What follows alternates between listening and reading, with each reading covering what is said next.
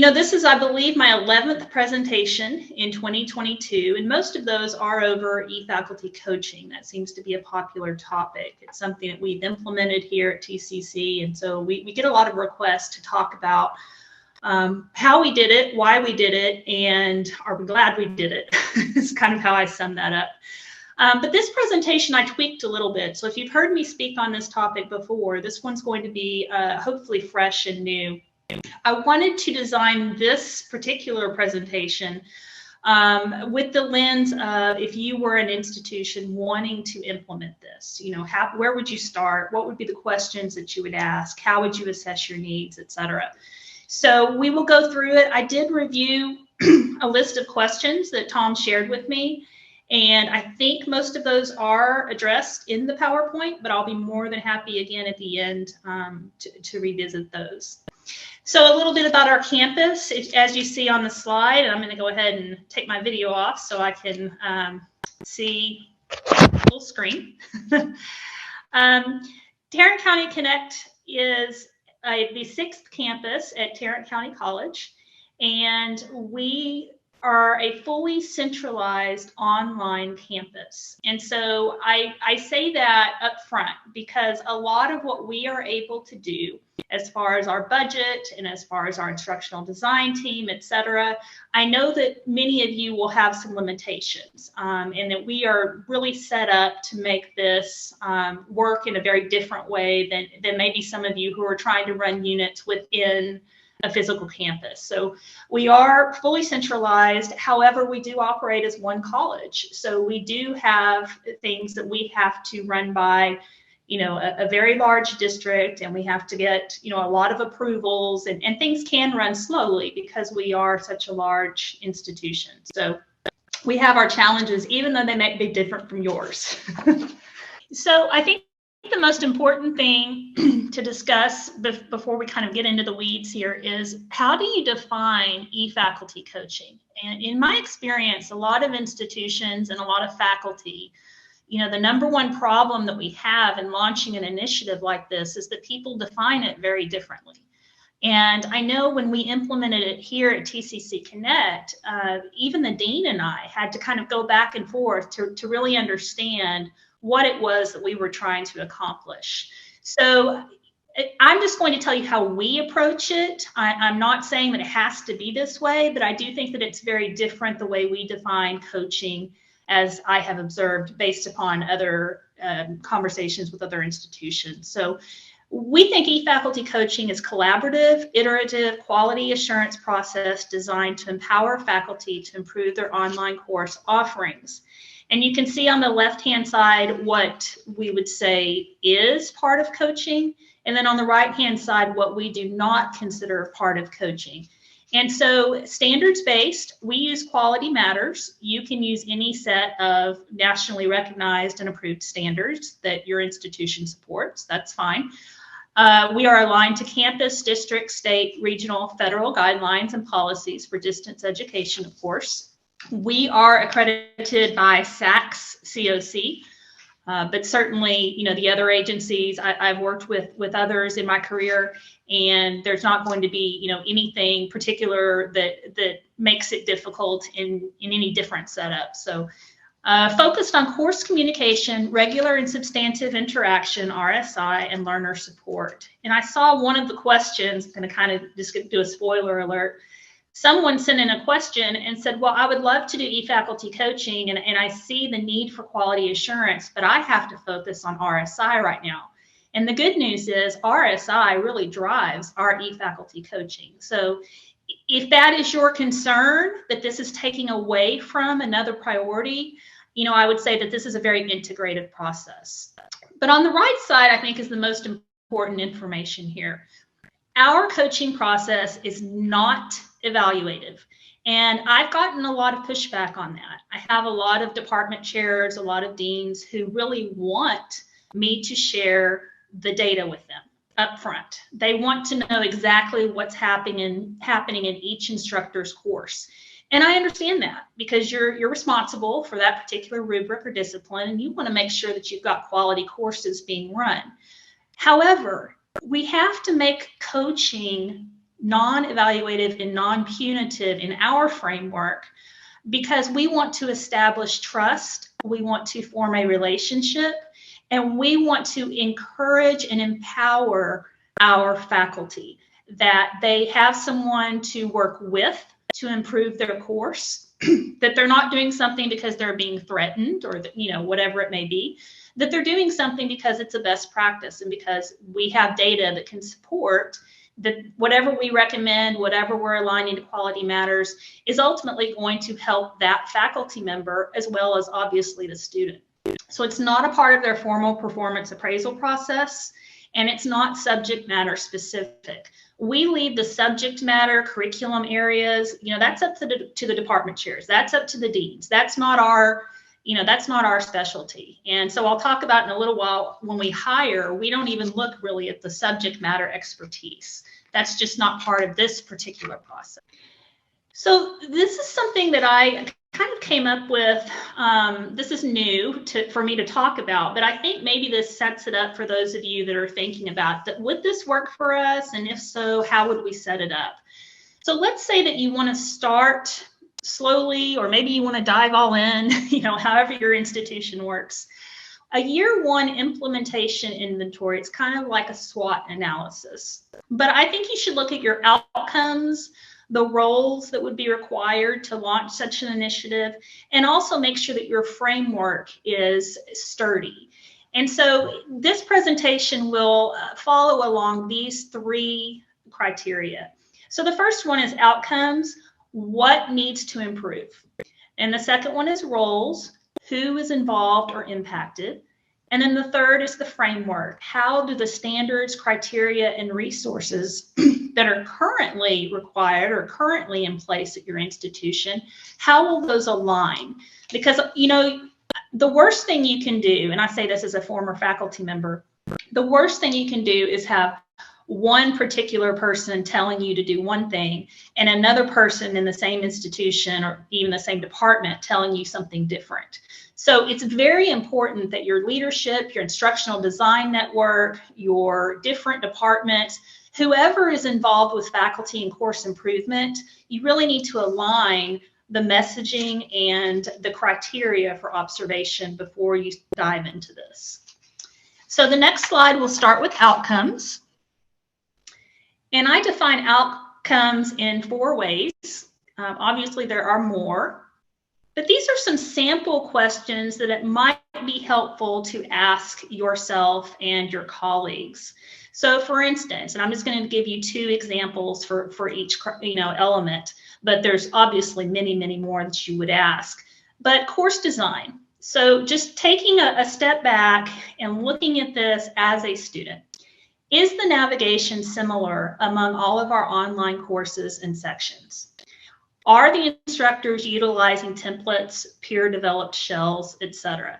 Now, why is this important? Well, I'm all for academic freedom, okay? I believe in giving faculty complete autonomy as far as being a subject matter expert. So, please know that I am a faculty-centered person. However, I also know that for our students in our demographics, many are first time in college, many are working adults, many are trying to raise a family or take care of a loved one or, work a full-time job, whatever it is. And so the one thing we can do to set them up for success that's very simple to do is we can make sure that our online courses follow some pattern or have some similarity as far as how they are navigated. If you are the English instructor, you may think you've got the perfect, setup for your course design. You may have gone through an instructional design process. You may have, used some type of a model for setting it up. But if the math instructor is offering a course that is completely different in the way that it is navigated, so you're using modules, the math instructor is not. You're using Start Here, the math instructor is not. The math instructor is doing discussion boards, you are not. I'm not saying that you have to have cookie cutter design. That we don't want to say that at all. However, there needs to be some semblance of similarity within an institution. Because what happens is a lot of our students are spending so much time trying to figure out how to navigate a course and how to sequence their participation in the course, when they could be using that time to really engage in RSI and really engage in the content. So let's simplify the design. It doesn't mean dummy it down. I have some of my designer team on this call right now. So they may have more to add on this subject later, but it simply means making sure that as an institution, you're removing that obstacle for your students. Communication would be the next area that I would survey if I was going to start a coaching program. If you look in the courses, and we'll talk more about RSI, but are your students introduced to their instructor and peers? An online can be a great way to achieve and access an education, but it can also be very isolating. And so we need to make sure that we have some sense of community building within our courses. And clear expectations for email response, timely feedback, grading, support. Are you stating those? Interaction, how are your LMS tools utilized to promote RSI? How is community fostered within the online environment? Student success, how does this section compare with others related to passing rates, withdrawal rates, etc.?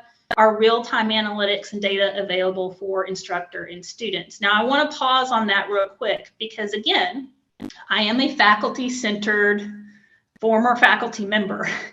And I understand that when you start talking about comparing success rates and metrics, et cetera, you're opening up a big can of worms and people get very defensive.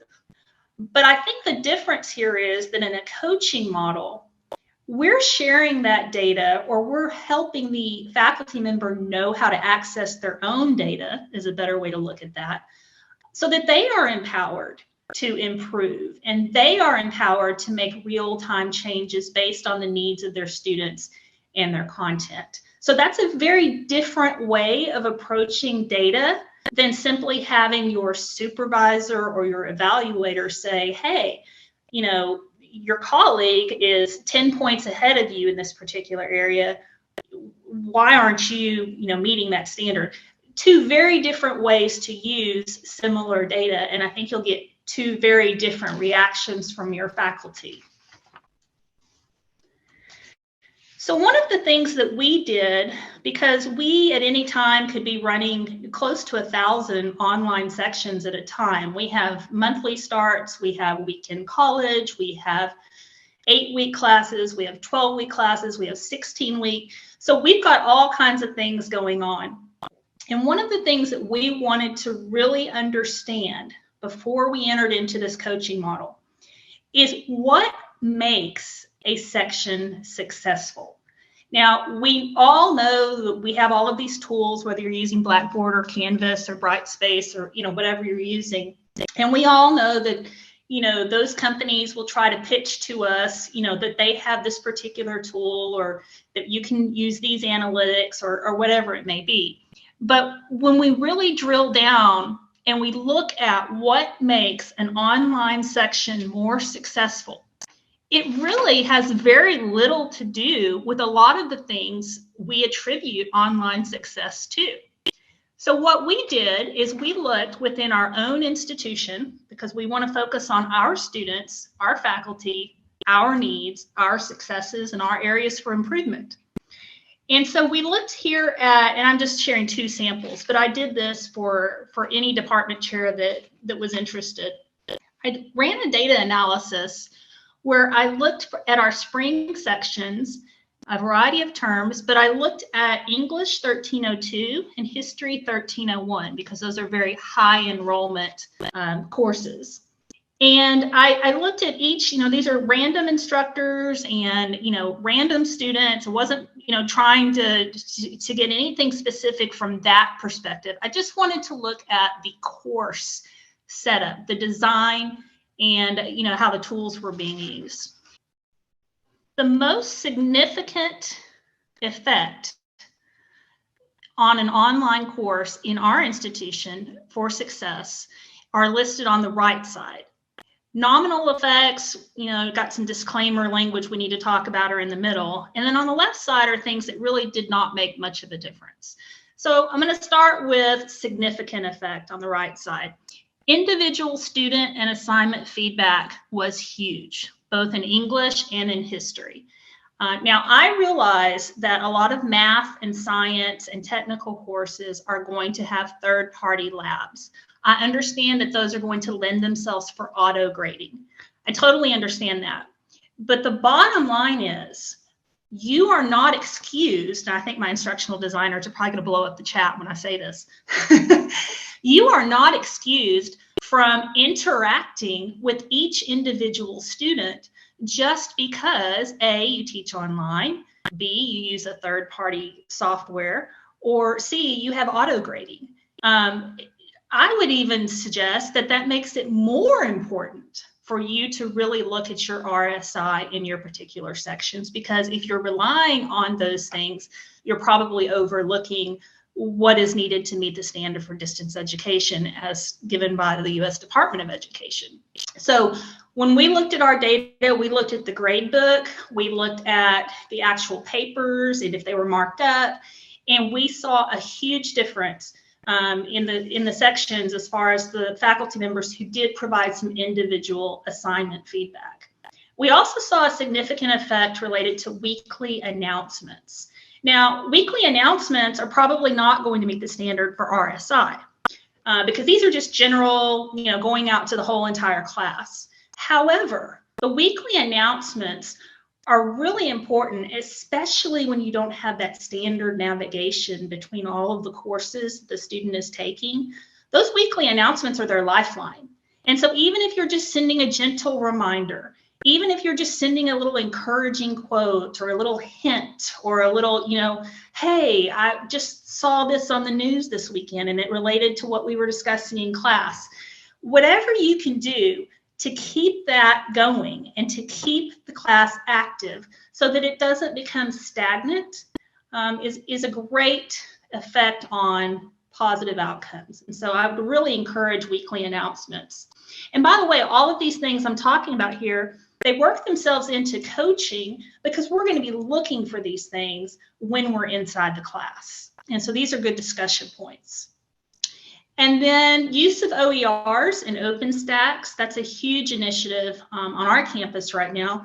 We're trying to be, my president calls it textbook agnostic. I don't know if I love that phrase, but basically what he's saying is we don't want to be limited to one particular textbook. We want to make sure that students have access to the most timely, current, relevant, and let's face it, low cost resources that they possibly can. So that's a huge initiative on our campus. And we see, again, we're making that decision based on the data.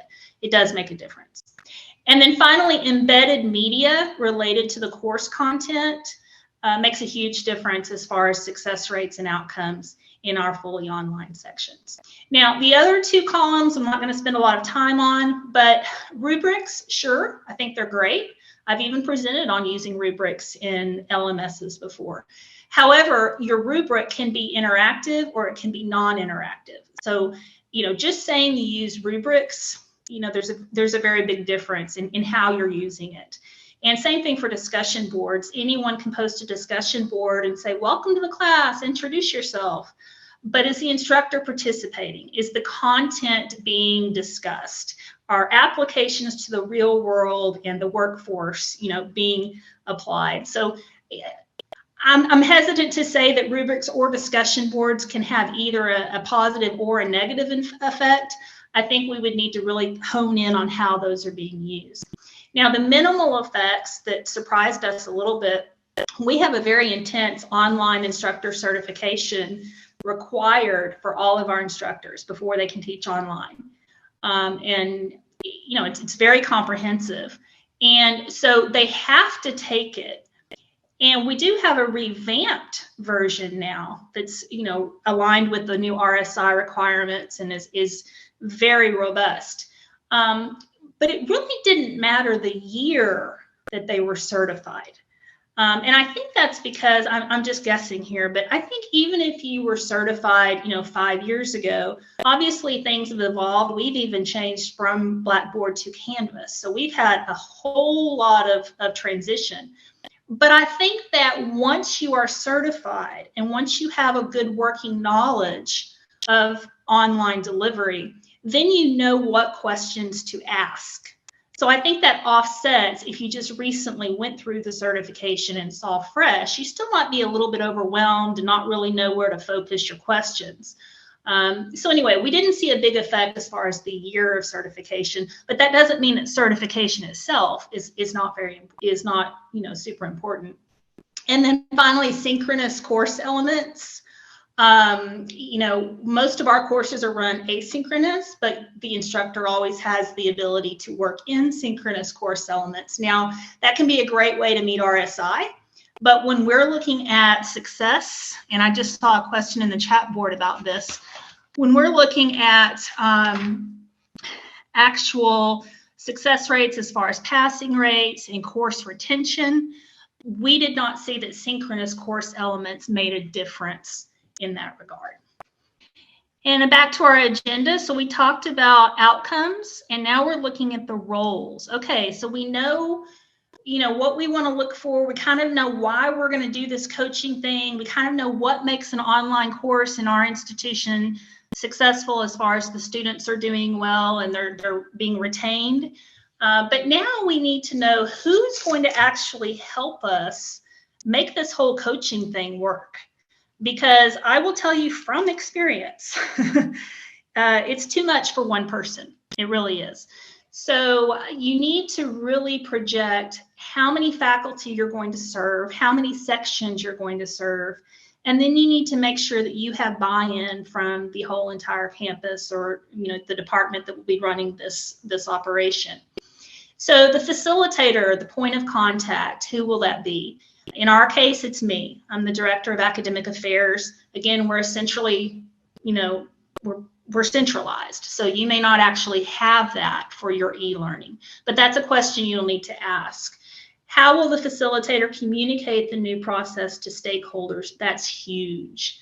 I will tell you, and I'm being full disclosure here, we started this in 2018, and I probably went home crying 3 to 5 days every week, because so many people did not understand what we were trying to do, why we were doing it, and how this benefited faculty. And so we'll talk a little bit more about that, but looking back on it, I realized what maybe I could have done a very different way to open up the process and not assume that everyone was on the same page. Coaches, what will your qualifications be? I'll show you a job description on the next slide in just a moment, but when you hire your coaches, are you going to, and again, this is a budget issue. This is based on your institution. I cannot answer this for you, but this is a question you'll need to ask. Are we going to use people that teach for us, or are we going to use external employees? I will tell you, ideally, you do not want to use people that teach for you. Now, I understand that most of your budgets are limited, and many people are going to balk at that and say, I'm sorry, we don't have the money to just hire, coaching experts. But that is a very integral part of making sure this is not evaluative, not biased, not punitive. So just keep that in mind. If you can have people who don't work for you, I personally believe that's the best way to do it. And you could probably even network. This particular group right here, where we've got so many different institutions represented, you could probably network and find a way to coach each other's, faculty, depending on, your security and software, et cetera. But what budget resources are available to support this position, short-term and long-term? And then instructors, how will full-time and part-time instructors participate? I've had one question that said, do you require this? So the short answer is yes, it is required. But the more comprehensive question is, how do you assign the instructors? So you don't want, one instructor to feel picked on, that their course is constantly, maybe they teach math 13, 14. We know that's a horrible class for any student in any institution. So we don't want to pick on anyone. We don't want to target anyone because of the course that they teach. However, we do want to make sure that all of our faculty participate. That's critical. Even our department chairs participate in some type of a cycle. How will the data feedback be shared and with whom? Again, my personal belief is to really make coaching a collaborative, non-threatening process. I think the data needs to really be shared between the coach and the instructor. Now, obviously, your facilitator will be running some larger reports, some departmental reports, et cetera, to report if coaching is having an impact or not. But you can always take out the instructor identifying information for those reports. Support staff, who has the ability, access to add coaches to online sections and grant course reviewer privileges. On our campus, that's an administrative assistant. And so I just communicate with her how I need to assign my coaches each term. What is a reasonable target date timeline for making requests each semester? So you don't want to specifically, make all of your requests right before the semester starts. So the more, that you can give them that information, the more in advance, the smoother that process goes for everyone involved to make sure that the access is granted correctly. This is a job description, and I'm not going to spend any time reading this. You can certainly download this or view it when Tom shares the recording, but I did want to look down at the bottom part on the left side where it says required minimum qualifications. We require a master's degree, obviously, 2 years working experience in online instructional design, plus 2 years working experience as an online instructor. And I think that's a very important distinction. Now, I know not everybody's going to have the luxury of a budget that will support that. And I will totally admit that finding a person that has instructional design experience or training and online teaching experience, you're looking for a unicorn. It's hard. We get so many applicants who are excellent online teachers, but they really haven't had any training in quality matters or the instructional design side. And so that's hard. And as an institution, you may decide that that's looking, for a unicorn, and that's not really something that you want to do. But that's where we are right now, and that's why we have very, I think that's why we have a very successful program, to be honest. The next slide is just something that I developed, and this is something I include in the training for my coaches. Tom, you have the next screen? There you go. This is just an acronym, and it's TRUST. And so we want our coaches when I onboard them, we talk a lot about timely, reliable, useful, supportive, and thoughtful. And again, you're welcome to use this as you need to implement a successful process. But keeping that relationship in the forefront is huge when you are a coach. Okay, and then the next slide talks about the frameworks. So you need to be sure you have all your ducks in order, as they say, before you dive into this. So will you work with a research-based, peer-reviewed partner? Again, we use Quality Matters. There are others. That's the one that our president is a member of, and that's the one that all of our instructional designers, all of our coaches, everyone on my team, all of our department chairs are trained in. So we align our coaching criteria to QM.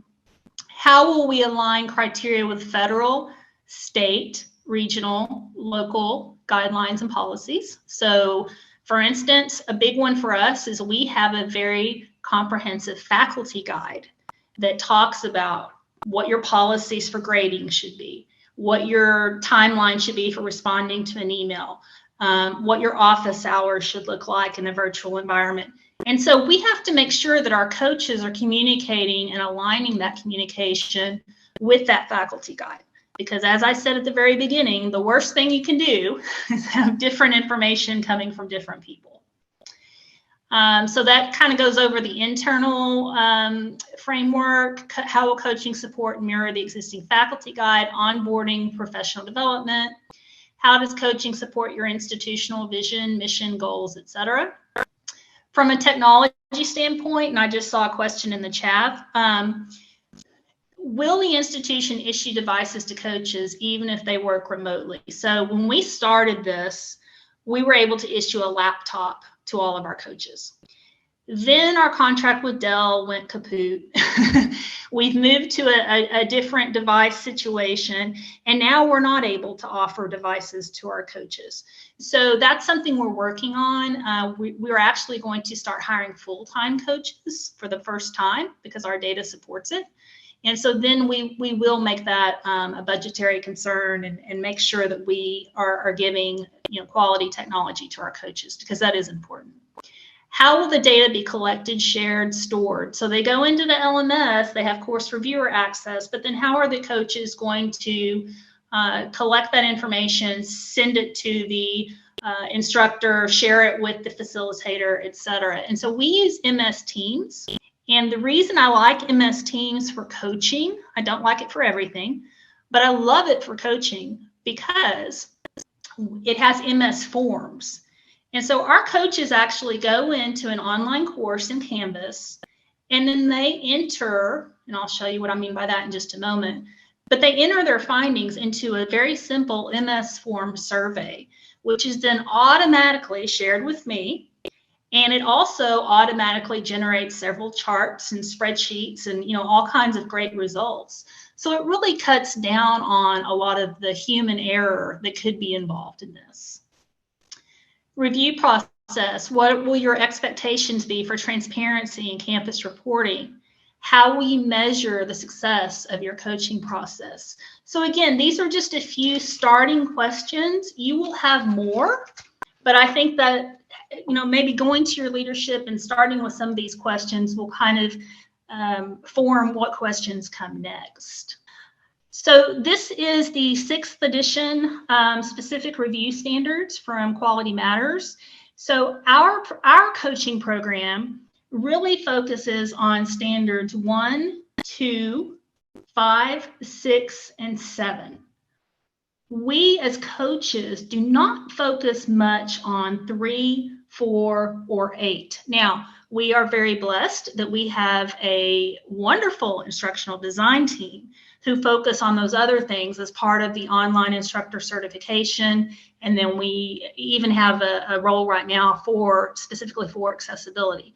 So, we want our coaches to focus more on the communication, the navigation, similarities, standard navigation, I guess is a better way to say that, and the RSI components. And then we let our instructional design folks kind of deal with those other standards. And then on the right side are just some excerpts that I took from our faculty guide so that you can kind of see some alignment between what we're asking them to do in the faculty guide and how that aligns with those Quality Matters standards. Okay, the next slide actually shows you what we do. So I've talked a little bit about how to ask your questions, how to talk about what you need to set this up, but what are we even talking about?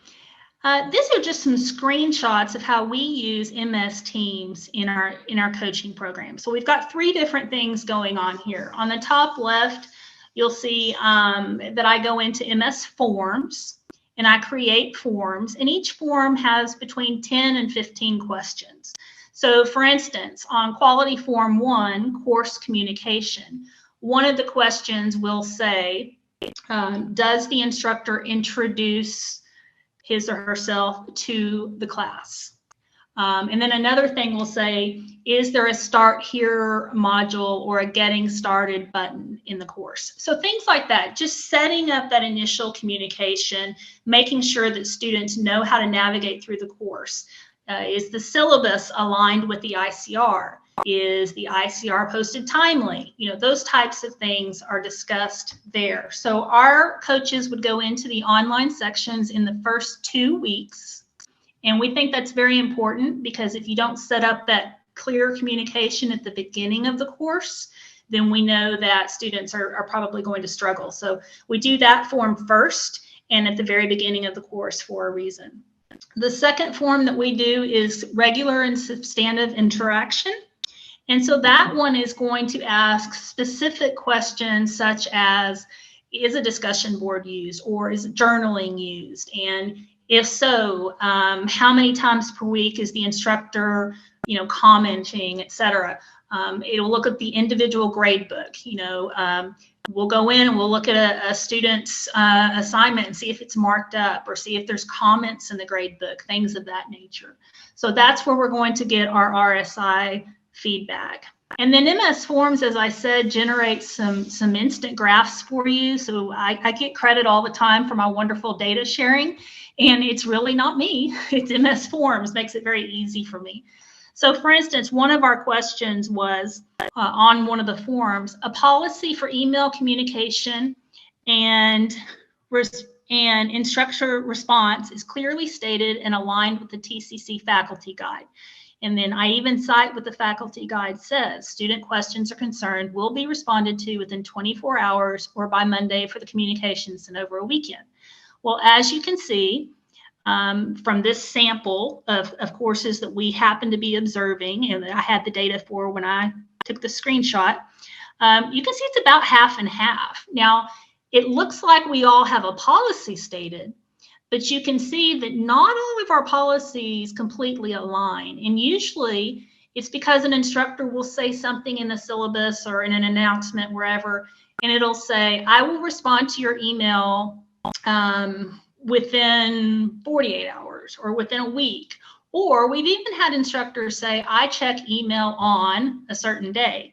Well, you're stating a policy, so that's great, but it doesn't align with what we have set as our standard in our faculty guide. So that's where you get into that orange section there. A policy is stated, but doesn't completely align. Now, what do we do with that information? Well, we're sharing it back with the instructor. And then the coach, when he meets with the instructor, is going to have a talking point. Nobody's in trouble, but we would suggest that you change that statement to align with the faculty guide. And then the bottom little snip there just shows I have an MS team for my coaches. And this is just internally between coaches and myself, where I kind of model that RSI for them, and I go in and I make announcements and I share files, etc., and we have dialogue back and forth. So that's an internal way for us to communicate, because my coaches do work remotely, and so it's very important that we maintain a relationship as well. So I think one of the questions in the chat earlier was, how do we measure success? How do we know that all this work is doing something proactive and positive on our campus? So I put together this little summary, just a kind of a high-level overview. So we launched this in 2018. We coached 176 online sections. How did we assign coaches? Well, that first year we did it based on course, high enrollment and or low student success rates. And we looked at our 16 and our 5-week terms. And, many people have said, do you suggest doing it based on course versus instructor, etc.? Again, these are questions I really can't answer. This really depends on the needs of your institution, how large your institution is. And what your structure is. But for us, it was a good way to start without targeting particular instructors, or, we had a reason that we were looking at certain courses. So one noteworthy performance increase from that first year, timely posting of the ICR. Before we started coaching, 76.6% were posted I believe 3 weeks prior to class starting. And of course, that has to have the textbook information and all of that. And then by the end of that first academic year, we were up to 95.5%. So just by having coaches look to see if ICRs were timely posted and discuss that made a huge difference. The next year, you can see we were on a mission. We coached 559 sections. Now, why the increase? Well, we were fully staffed that year. That was pre-COVID, or right when COVID was beginning, I guess, at the end. And we also were doing 8 and 5 week terms. So one coach could do theoretically twice as many courses because they were only 8-week terms. So depending on how many hours per week your coaches work, my part-time coaches can only work up to 19 hours per week. So what's worked for us, and it really just depends on how many forms and how many observations you're going to require. But what works for us is usually about 1 hour per week per course. So that's kind of the formula that I use. So if we're doing 16-week courses, I would anticipate that my part-time instructor working 19 hours could probably handle 19 of those type courses. If you're doing 8-week courses, well, they can do 19 the first 8 weeks and then 19 the second 8 weeks, et cetera. So there's a little bit of math and a little bit of ballparking that goes into that. But you can see we targeted high enrollment and low student success rates again that second year, and a big increase that we had. Inclusion of clear instruction and communication elements to start the course. We saw a 10% gain there. 2020 to 2021, we had some staffing issues. COVID, I'm just going to blame it on that. I'm sure that wasn't the only reason, but I think that's what we all tend to blame things on. So we kept with the same course assignment, but we also looked at instructors who had not had any previous coaching because we wanted to make sure that we were catching everyone. So you might have only one instructor that teaches, one particular course, and you don't want to exclude that course because to the students, that's a very important measure. So any instructor that had not been coached, we also put them into the rotation. And I'm real proud of our performance increase that year. Presence of discussion boards. Now, this doesn't mean that they're great, viable, content-based instructor participating, but just having the discussion boards visible was step one, and we over doubled what we saw in that regard. And then finally, this past year, we only coached 143 sections, but that's mainly because of the way we were assigning the coaches. So this time we looked at previous FPI concerns, which I don't really have time to go into, but basically, was there something that they were coached on that was not addressed when we went through the second coaching cycle, et cetera? Also, maybe a recent OIC completer, if they just came into the online modality for the first time, we would pick up where the instructional design team left off with their initial certification, and we would kind of mentor them through that first class that they taught, and that seemed to be a very successful model. We started coaching our hybrid courses, our weekend college, and then again, any instructors that did not have previous coaching or that were assigned to a section last minute. And what we saw there, 7.4 average increase in student success and a 2.65 average increase in student retention rates per online section. Now, we're not comparing here instructor to instructor. We're comparing growth.